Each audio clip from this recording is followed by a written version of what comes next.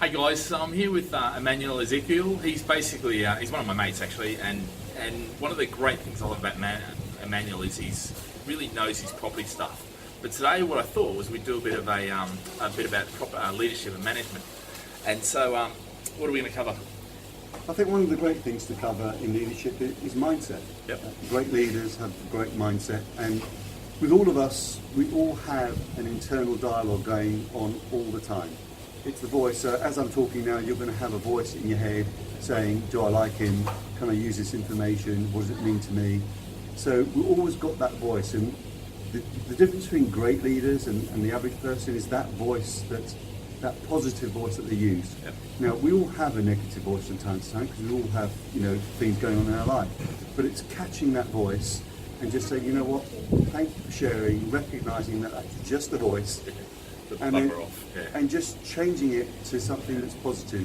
Every coin has two sides. You can have a positive, you can have a negative. And it's how you interpret that information to turn whatever negativity that you have or whatever problems or issues you have, because we always have problems. Yeah.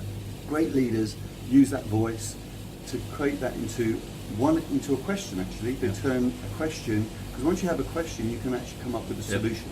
Quality of life is based on the quality of your questions. But I think also this voice that we're talking about is not just about you as a leader, the voice, but your team are also going to have that voice going on. So it's about how do you bring that out and establish a positive voice in them, Yeah, well, the first sign of change is recognition, and it's teaching the people around you that they're going to have this voice, and to have that voice and just question it, because it's just a voice. We all have different voices going on at a time, and it's the quality of our questions that change our perception.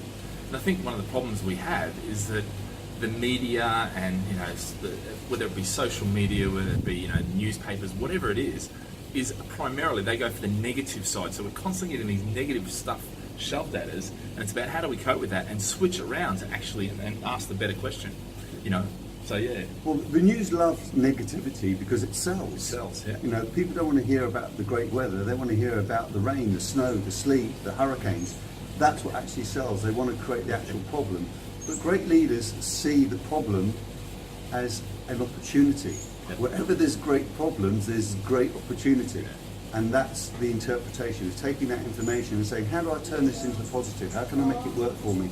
Yep. How can I actually instill that kind of passion into the people around me so they have the same kind of passion? Yep. And I think that's, this is one of the, we can talk about all the strategies and techniques. If you can't influence, and leadership is the process of social influence, as we've talked about, okay?